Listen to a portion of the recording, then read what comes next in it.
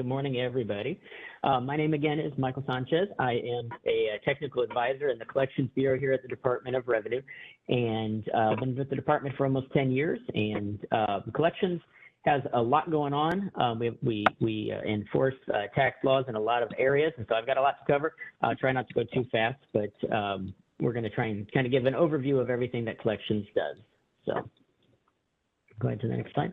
So there's two main ways that, and pretty much two primary ways that people can come to collections or tax assessments come to collections. The primary one, the one that's most obvious, is when there's a balance due.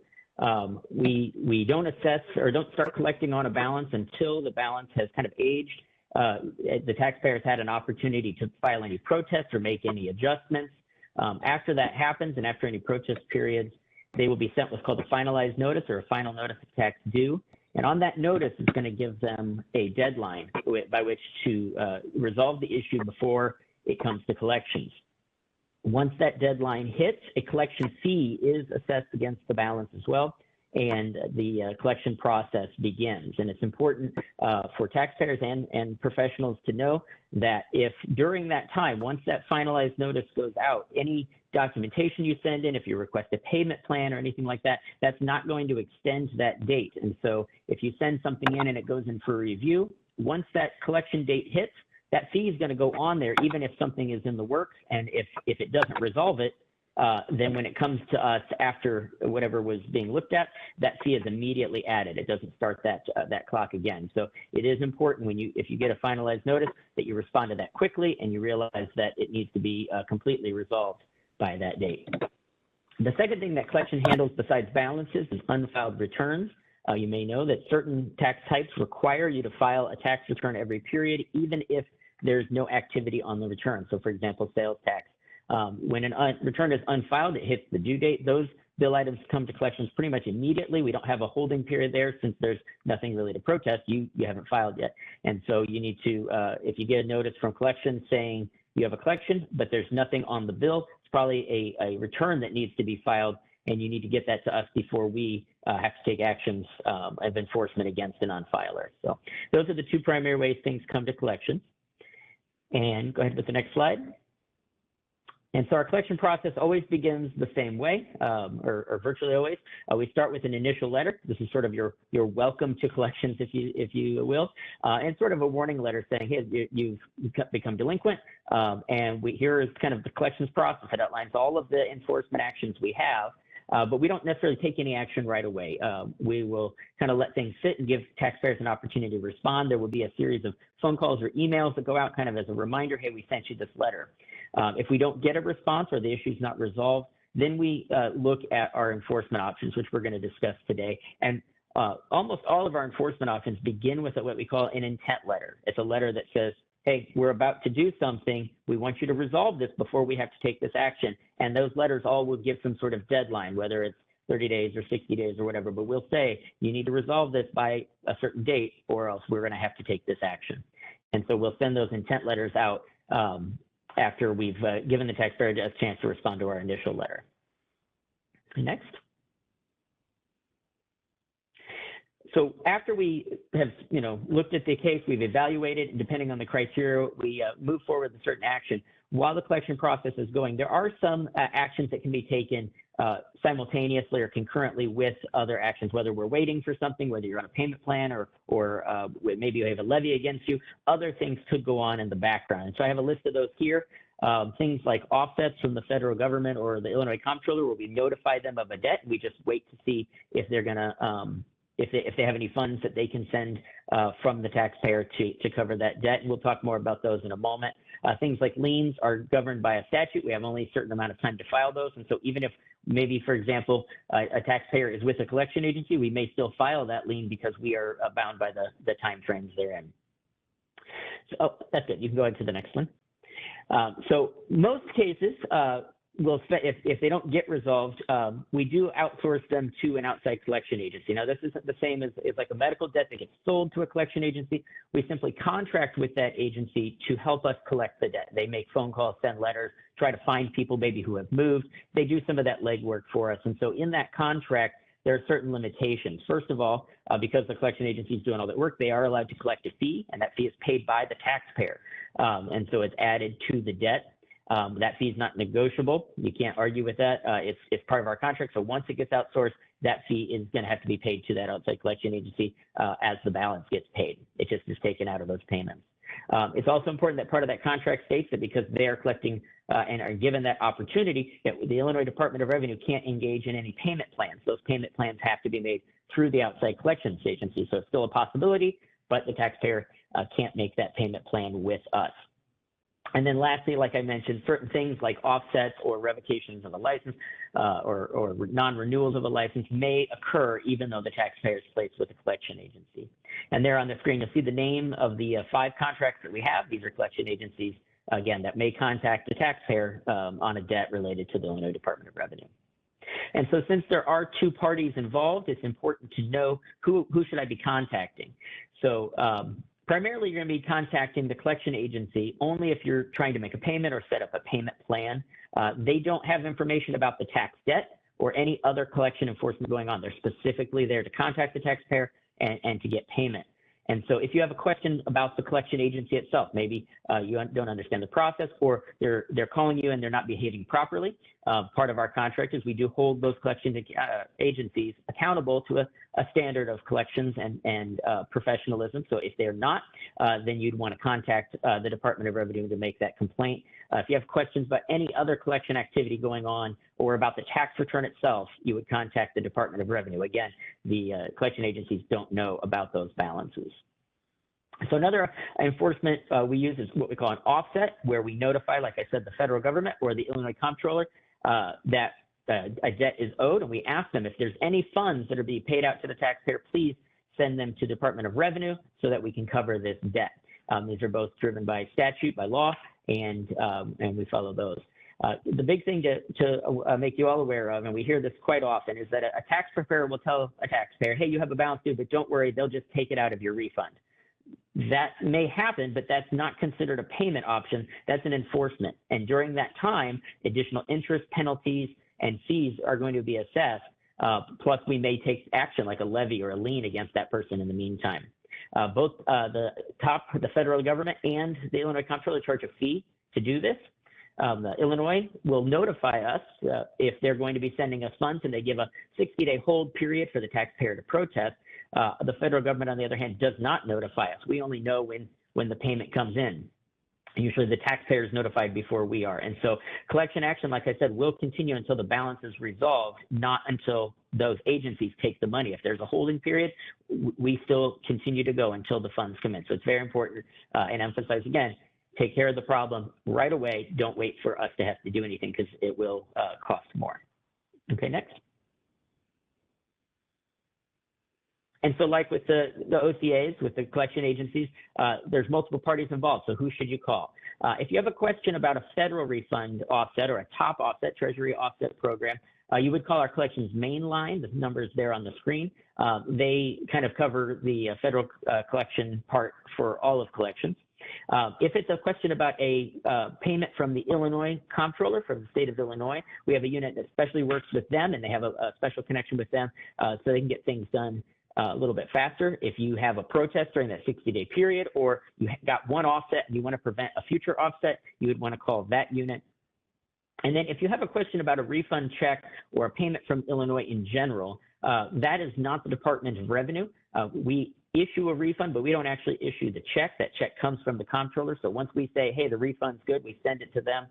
It's out of our hands. We can't control what happens to that refund check. So if that refund check got sent to, say, another state agency to cover a debt there, or you need a new copy because it got lost in the mail, that's all handled by the Illinois comptroller, not the Department of Revenue. So there's the phone number for that agency as well. Next. So we understand that debts happen and life happens, and taxpayers can't always pay their balance in full. And so we certainly do offer, and if it's the best option for the taxpayer, we encourage them to request a payment plan. There are some limitations. Like I mentioned before, if it's placed with a collection agency, they can't be on a payment plan by that contract. Similarly, if it's in bankruptcy by state law or by federal law, we can't engage in a payment plan. Voluntary payments are up to you, but the payment plan is not an option. And then we don't allow payment plans during an active wage levy since we're already taking funds out of the paycheck. It's also important to keep in mind that just because you got on a payment plan does not automatically mean that the collection action is going to stop, especially once the payment plan is going. It is very important that the taxpayer continues to file and pay any returns on time, or else that pay plan could default, obviously then ending the pay plan and collection would resume. So just keep in mind that just asking for a pay plan or even getting approved for a pay plan, things may still happen, but generally, once we're on a pay plan, if the payments are being made and everything else is staying current, then the taxpayer is considered in a good place and in compliance for most things. So how do we get on a pay plan? On the next slide, we're excited to start in the last year a revamped version of our pay plans through our MyTax Illinois system. We now have an option for both if you have a login or even if you don't have an account and you want to do a non-login option, you could do that. For the non-login, it's on the MyTax homepage. Just scroll down to the little box that talks about pay plans. And in the login, you want to go click in the More section under the returns, payments and returns section. And either way you go ahead and click to the next slide. Whether you choose the login option or the non-login option, it's going to be a very similar process. First of all, you have to have an active collection case. And in order to do this, you'll need that collection ID. Unless you do the login version, which it'll look it up for you. Any collection is eligible to make a single payment. So if you just want to pay the balance, you can use this. And even though it's a quote unquote payment plan, you can just say one payment and it will pay off the balance. If you want to make it, break it up into smaller payments, there are some background checks it's going to do on your case to determine what you're eligible for. If you're eligible for a payment plan through this system, it's going to start by offering you some pre-approved options. We've looked at your case and said, based on your history, based on the case, we think these are some good options. And so if you select any of the ones that we offer at that moment, you fill in all the other information needed and you are approved instantly. It doesn't take a review. You're on a payment plan and it's considered in compliance there. If you don't qualify for one of those or none of those options meet the taxpayer's ability to pay or the terms aren't agreeable for some reason, then it will direct you to basically make your pitch. What do you think is the best payment plan? It's going to default that to paying it off in 1 year, but you can change that if you need it to pay off. If you want to pay weekly, if you want to pay over a longer period of time or change the amount, you can certainly do that. This option, if you're proposing it to us, will require us to review and approve that. And if there's any additional documentation, we will send that out. At the bottom of the screen there, you see at tax.illinois.gov. You can search the term payment plan with the virtual assistant or in the search bar and get more information. Next. All right, now briefly, I'm going to talk about the liens, but the big thing to know about if their taxpayer has a lien, and usually what they want to know is how do I get it released? It's important to talk to our lien unit because this is kind of an exact science. As interest accrues daily, certain debts are or are not included in the lien, and the type of payment you make is very, very important. It needs to be what we call guaranteed funds, meaning it can't be charged back or canceled or voided or anything like that. So you want to talk to our lien unit anytime you want to talk about a lien release, even if something else is going on. If you have a levy and a lien, you're going to want to talk to both groups because that lien unit is very specific about what is needed to get that lien released, to provide a payoff amount and all of that. We also have a lien registry. Back in 2018, we stopped filing our liens with each individual county and created our own lien registry. The benefit there to the taxpayer, besides efficiency on our end, is that because we don't charge a filing or release fee, and so the taxpayer can avoid those fees. That information is available on our website. Another kind of complicated situation that doesn't apply to everybody, but certainly a lot of people have questions about, is our certificate of registration hold. In Illinois, you have to have a certificate of registration in order to sell items in a store or a shop or a restaurant. And so you have to have that. If you're not in compliance, that could be withheld or revoked. And if that revocation is going to happen, there's an opportunity to have a hearing. One of the things we want to remind people of is if you would like, in that hearing, you can request a 45-day stay. It makes the process a lot faster, a lot easier, and what it does is automatically gives anybody 45 more days to come into compliance. If you're going to choose this option, you certainly want to try and contact the Department of Revenue ahead of time so we can be proactive in getting a plan together for resolving that debt in those 45 days. If you don't, you can either make your case at the hearing, or if you don't do either and you skip the hearing, then your certificate is revoked by default. And again, what will happen then is a sign will be placed on your business stating you're not in compliance and you shouldn't be selling, and it informs taxpayers to call the Department of Revenue to report any people who are making sales illegally. Next. So this year we have something new. Hopefully you've gotten information about it or seen this on our website, but the legislator passed an Illinois tax amnesty program. It is currently live. It started October 1st and runs through November 17th. And what this does is allow taxpayers to have any penalties and interest waived on any outstanding debts if they pay the tax portion in that window. There are restrictions and some limitations. So I do encourage you to go to our website or the fiscal year bulletin on the screen there. A couple of collection specific details I wanted to mention. First of all, the tax has to be paid in full. So being on a payment plan doesn't necessarily qualify you for amnesty unless the pay plan happens to pay the tax during that window of October 1st to November 17th. Secondly, amnesty applies on each tax period or each tax year for individuals. It doesn't have to be all tax paid. So if you owe multiple years, pay as many as you can, the full tax amount, and get the interest waived for those periods. If you have a few left over, maybe then you'll be able to handle those in a pay plan or otherwise in a way. But it's very, very important. If you can pay any amount to that tax, try and get at least one period done and get that penalty and interest waived. If you have unfiled returns, we mentioned we collect those. Those will qualify, but you have to file and pay in the window. So it's really important to get those returns in and make the payment. It'll take a while to process it, but as long as we've got it here by those dates and we get the effective date of that payment, then there wouldn't be any penalty and interest on that return that you forgot to file. And then lastly, I just want to emphasize it is automatic. You don't have to call in and request it. In fact, please don't call in and request it because we've got a lot of questions coming in and you'll wait a little bit on hold. So just make the payment and then it'll happen automatically. Next. So with communication, we're going to hear from administrative hearings and the Board of Appeals here in a moment. And it's important to keep in mind that while those are your right and those are avenues to help resolve problems, collections can do a lot for you on our own. And so before reaching out or filing petitions, it's worth contacting collections to discuss your case, discuss the matter, and see if there's something that we can do to prevent any collection action while you try and work things out or even just to resolve the matter. In order to do this, the best way to get a hold of us is to call so we can resolve it all in one interaction. But if you can't call, business hours, whatnot, the next best option is email. We do still accept faxes and mail, but obviously as it goes down the line, the processing time becomes slower, and we want to resolve these things as fast as you do.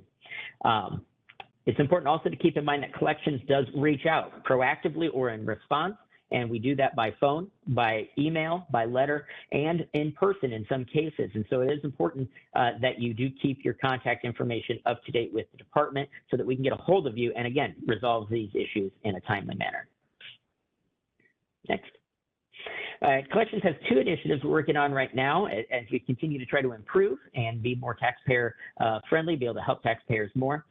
Two of them are if you are an employer or a bank, and you have customers or employees that have been levied, we have a new process we started earlier this year where you can respond to those levies instead of by paper. You can do it on our MyTax Illinois system. Again, we've made it an option. We can do it by a login or non-login if you don't have an account, where you can respond to the levy by either making a payment on behalf of that taxpayer or responding that the taxpayer no longer works for you or whatnot.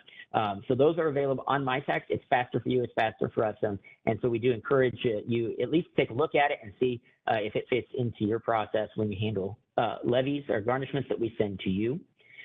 If you have a login, not only can you respond, but you can also see all your active levies all at once in one place. You don't have to shuffle paper around or check this one and that one. It's all on one screen for you. And you can check the status of it as well to see where things are. The second thing we're working on right now, and it's starting off small, but we're going to continue to expand it, is we're adding QR codes to our letters that we send out. These letters are kind of complicated, and it's difficult sometimes for taxpayers or even professionals or even me sometimes to know what the letter is talking about. And so the QR codes might direct you to a part of our website that has more information, or if it's a payment, it might take you right to where you can make that payment and just kind of make things a lot easier. So do look for those coming. Hopefully you find those convenient. And so go ahead to the next slide. Collections is broken up into a lot of different areas. We do a lot of different things, and I've only covered a handful of them here today. But if you have any questions or about a specific case, you want to call the direct unit that handles that issue. And so the next couple of slides here, I just have some contact cards for each of our collections units. so you can get those down, or you can catch them in the video that Terry mentioned after the presentation is over. But again, I do encourage you, if you have any specific questions, you can put them in the Q&A, and I'll get to those here in a moment, or you can reach out to the collections unit. Thank you very much.